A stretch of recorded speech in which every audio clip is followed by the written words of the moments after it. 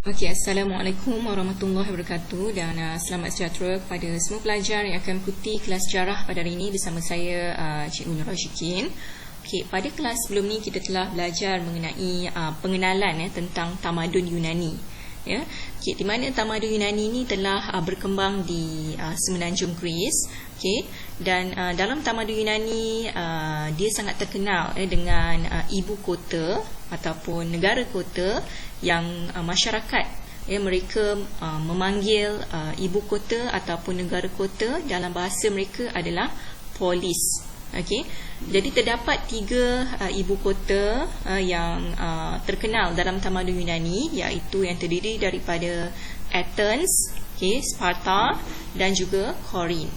Okey, hari ini kita akan pergi kepada peningkatan pentadbiran dalam tamadun Yunani. Sekarang saya beralih kepada nota ringkas saya, di mana kita lihat sistem pemerintahan ataupun sistem pentadbiran tamadun Yunani yang pertama sekali, yang mula-mula sekali. Mereka mengamalkan sistem pemerintahan bercorak monarki. Ini yang pertama sekali, di mana monarki ini membawa maksud sistem beraja yang berasaskan keturunan. Maksudnya raja-raja mereka dipilih daripada keturunan raja itu sendiri. Contohnya kalau nenek moyang mereka adalah raja, kemudian bila nenek moyang mereka sudah mati, sudah meninggal, mereka akan digantikan dengan bapa-bapa mereka. Bapa saudara dan sebagainya lah. Kemudian anak cucu mereka semuanya akan mengambil alih sistem pemerintahan. Itu yang dipanggil sebagai sistem pemerintahan monarki. Ini adalah di peringkat awal, di peringkat yang permulaan.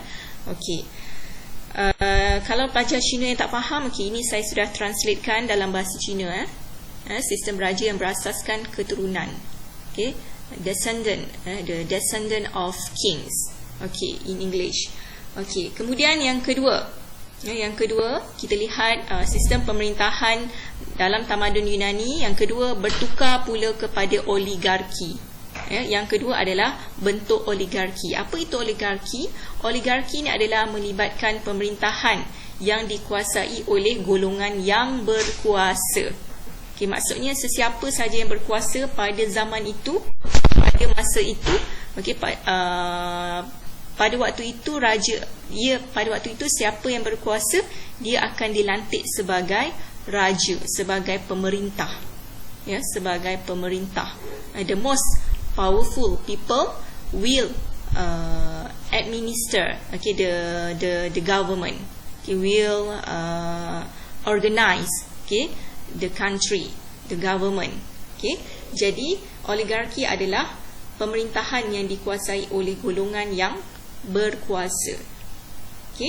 Ini adalah contohlah. Contoh pada zaman sekarang, golongan individu-individu yang berkuasa pada hari ini. Maksudnya di sini yang lebih menguasai dunia pada masa kini. Kemudiannya kita lihat yang ketiga. Sistem pemerintahan tamadun Yunani kemudiannya bertukar kepada corak aristokrasi. Apa itu aristokrasi? Aristokrasi adalah pemerintahan yang dikuasai oleh golongan bangsawan. Golongan bangsawan ini adalah orang-orang yang kaya-kaya, yang banyak duit. Jadi sistem pemerintahan ataupun pentadbiran tamadun Yunani kemudiannya bertukar pula kepada aristokrasi.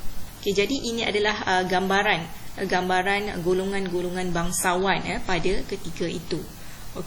Seterusnya kita pergi kepada yang keempat. Yang keempat adalah tirani, di mana sistem pemerintahan tamadun Yunani kemudiannya bertukar kepada tirani, di mana pemerintah yang dikuasai oleh golongan yang zalim dan menindas rakyat. Zaman tirani adalah zaman di mana yang paling kejam, di mana masyarakat ataupun penduduk Yunani mendapat pemerintah yang paling yang paling kejam. Okay, jadi pelajar Cina yang tak faham boleh rujuk tulisan Cina, tulisan bahasa Cina ni. Kemudian kita beralih pula kepada sistem demokrasi. Okey, ini adalah yang terakhirlah. Sehingga sekarang tamadun Yunani masih mengamalkan sistem demokrasi, di mana sistem ini pemerintahan yang dipilih oleh rakyat melalui pengundian. Maksudnya pemerintah, raja mereka, pemimpin mereka dipilih melalui undi. Undi, siapa yang undi? Rakyat yang undi. Rakyat yang undi siapa yang akan jadi pemimpin. Okay, ini adalah demokrasi.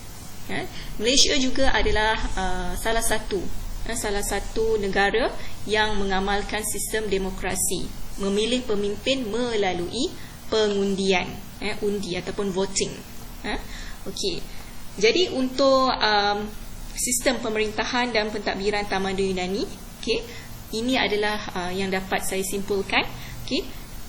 Kesimpulannya bermula daripada monarki, kemudian dia bertukar kepada oligarki, kemudian dia bertukar kepada aristokrasi, tirani dan akhir sekali demokrasi sehinggalah sekarang. Demokrasi adalah yang terakhir sehingga kini. Mereka mengamalkan sistem demokrasi.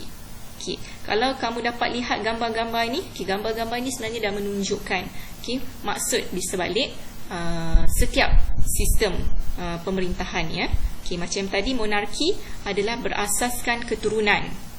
Oligarki berasaskan bercorak siapa yang paling berkuasa dia akan jadi pemimpin. Aristokrasi pula diperintah oleh golongan bangsawan, orang-orang yang kaya.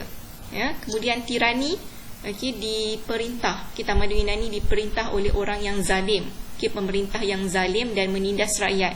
Dan akhir sekali mereka memilih pemimpin melalui pengundian, undi, voting.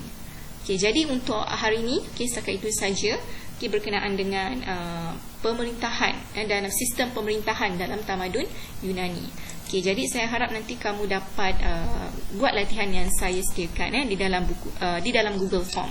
Sekian untuk hari ini. Assalamualaikum warahmatullahi wabarakatuh dan selamat sejahtera.